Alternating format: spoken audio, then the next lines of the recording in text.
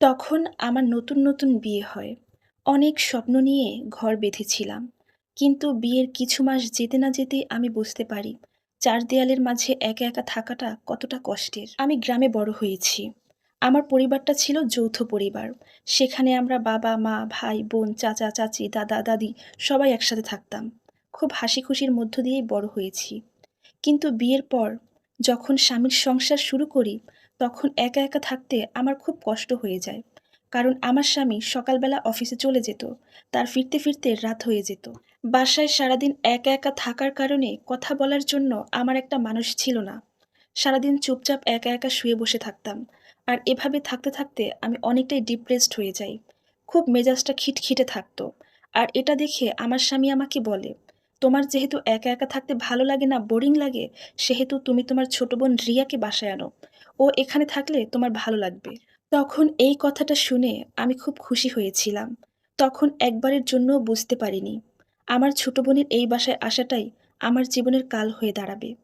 যখন আমার ছোট বোন বাসায় আসে, তখন আমার দিনগুলো খুব ভালোই যাচ্ছিল। কিন্তু কয়েক মাস যেতে না যেতেই লক্ষ্য করলাম, আমার ঘরের পরিবেশটাই কেমন বদলে গেছে। আগে আমার স্বামী অফিস থেকে এসে আমাকে খুঁজতো, এখন রিয়াকে খোঁজে। আমার সামনেই ওরা দুজন বসে অনেক গল্প করে, হাসাহাসি করে। ওদের এই হাসি ঠাট্টা আমার একদম পছন্দ হচ্ছিল না। যাই হোক, সবচেয়ে বেশি খারাপ লাগতো তখন, যখন ওরা ড্রয়িং রুমে বসে ফিসফিস করে কথা বলতো। আর যখন আমাকে দেখে ফেলতো, ওরা চুপ হয়ে যেত। নিজের বাসায় তখন নিজেকে পরগাছা মনে হতে লাগলো। একদিকে নিজের স্বামী, অন্যদিকে আপন ছোট বোন। এই দুইটা মানুষ কত আপন, কিন্তু ওরা আমাকে এক নিমিষে পর করে দিয়েছে। আমি মনে মনে ভাবতে লাগলাম, আমার স্বামী এখন আর আমাকে ভালোবাসে না। সে কি তাহলে আমার ছোট বোনকে পছন্দ করে? আমি তার এতটাই অপছন্দের হয়ে গেছি। যাই হোক, একদিন রাতে পাশের রুমের দরজার আড়াল থেকে শুনতে পেলাম, আমার স্বামী আমার ছোট বোন রিয়াকে বলতেছে, এসব কথা তোমার বোন যেন কিছুতেই জানতে না পারে। তখন মনে হলো আমার মাথায় যেন আকাশ ভেঙে পড়েছে। নিজেকে আর ঠিক রাখতে পারলাম না। রাগে, ক্ষোভে, অপমানে নিজের রুমে গিয়ে চিৎকার করতে করতে সব জিনিসপত্র ভেঙে চুরে লণ্ডভণ্ড করতে লাগলাম। তখন এসব শব্দ পেয়ে আমার বোন এবং স্বামী দৌড়ে আসে। আমার বোনকে দেখে বললাম, তোর সাহস কি করে হয় আমার স্বামীর সাথে এসব নোংরামি করতে? তুই এখন আমার এই বাসা থেকে বের হয়ে যাবি। তোকে আর এক মুহূর্তের জন্য আমি এখানে দেখতে চাই না। তখন আমার স্বামী আমাকে শান্ত করার চেষ্টা করতেছিল। কিন্তু আমি ছিলাম হিতাহিত জ্ঞান শূন্য। সে আমাকে যেটাই বোঝাতে লাগলো, আমি ঠিক তার উল্টা বুঝতেছিলাম।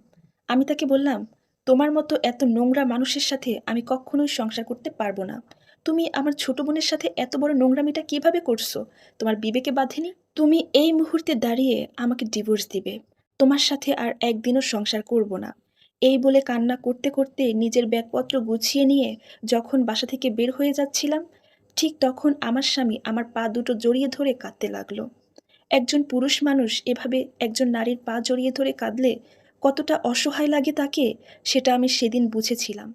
তখন ওই মানুষটা আমার পা জড়িয়ে ধরে হাউমাউ করে কাঁদতে লাগলো এবং আমাকে বারবার একটা কথাই বলছে, তুমি আমাকে ভুল বুঝো না, তুমি এভাবে আমাকে ছেড়ে চলে যেও না, আমাকে একটাবার বলার সুযোগ দাও। ঠিক ওই মুহূর্তে আমার ছোট বোন পাশের রুম থেকে একটা বড় প্যাকেট নিয়ে এসে আমাকে দেখিয়ে কাঁদতে কাঁদতে বলে, আপু, তুমি আমাদেরকে ভুল বুঝো না। আসলে তুমি সারাদিন অনেক মন খারাপ করে থাকো, যেটা ভাইয়া একদমই পছন্দ করে না। তাই ভাইয়া তোমার জন্য রিং লাইট থেকে শুরু করে ভিডিও করার জন্য কিছু গ্যাজেট নিয়ে এসেছে, যেটা দিয়ে তুমি ভিডিও করে সারাদিন একটু ব্যস্ত থাকতে পারবে। আর এই প্যাকেটটাই আমরা আলমারির পেছনে লুকাতে চেয়েছিলাম।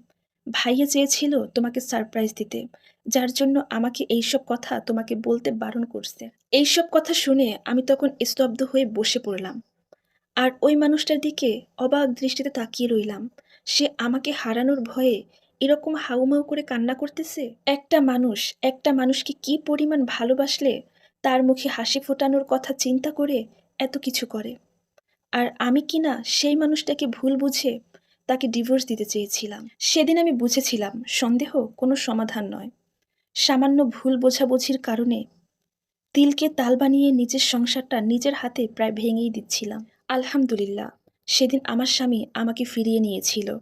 তাই আপনাদেরকে বলবো, সামান্য ভুল বোঝাবুঝির কারণে হুট করে কোনো সিদ্ধান্ত নিবেন না। কারণ আপনার ছোট্ট একটা সিদ্ধান্ত হতে পারে আপনার সারা জীবনের কান্নার কারণ।